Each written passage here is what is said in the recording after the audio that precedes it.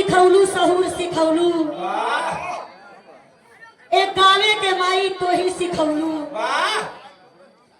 आशीर्वाद दहलू दुलार दहलू प्यार दहलू माई तब ई बिटिया कुछ भाई माई बहन के आगे भैया बाबू के आगे कुछ बोले के सहूर सिखलस तोहार आशीर्वाद लगल यही से कहिला कि माई से बढ़ के कोई नहीं थे।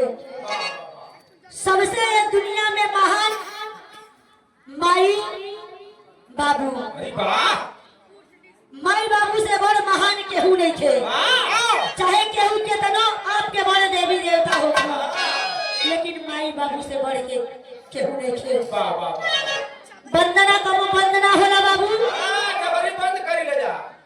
हमारे वंदना के आखिरी लाइन है कैसे गुरु खन्नाने के परिचय देते हुए बिटिया बतावे आखिरी कौन खन्नाने के बिटिया हिया कौन ताली के बिटिया हिया खन्नाने के बतावल जरूरी होला कैसे मास्टर साहब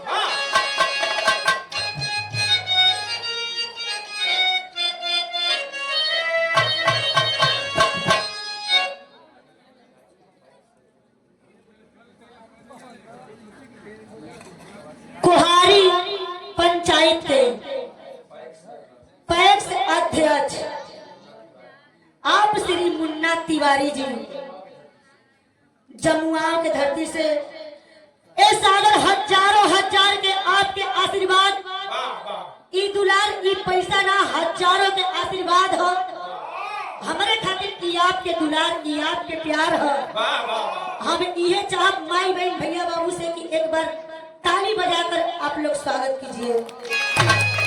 क्या बात है आपके चरणों में सौ बार प्रणाम और बैठल हमारे भैया बाबू माई बहन के प्रणाम हो आशीर्वाद के प्रतीक्षा है।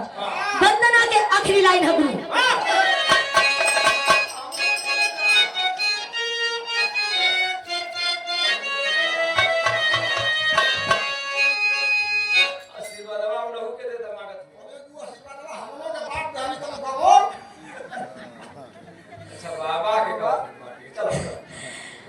आओ भैया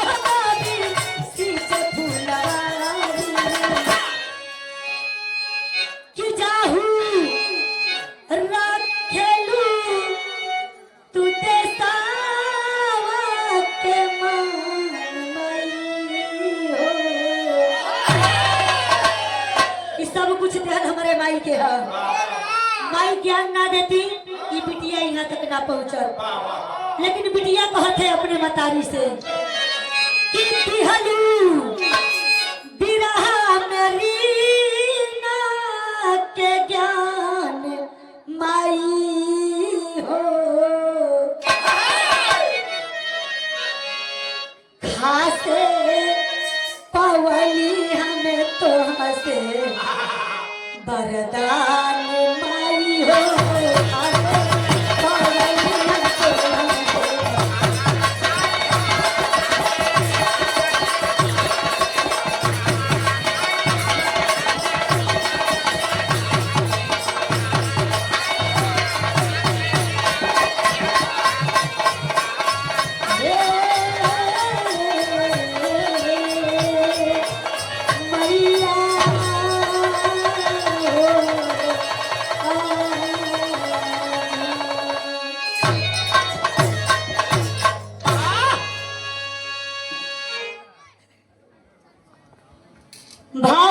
भजन हो गई।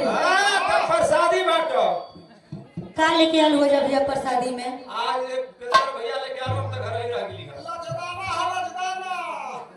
अच्छा, खाली छूछे लचीदाने हैं।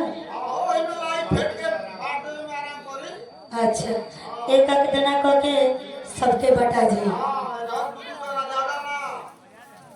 आप कुछ और ना लेके आल हो जा?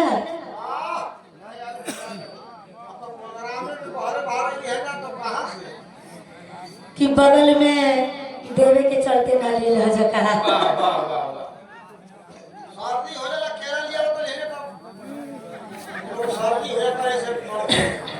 अच्छा,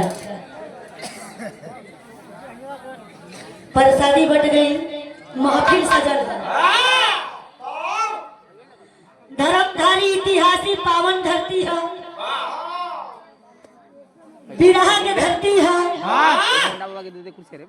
और हमारे साथी नौजवान बुजुर्ग, हमारे भाई चाचा बंधु भाई बहन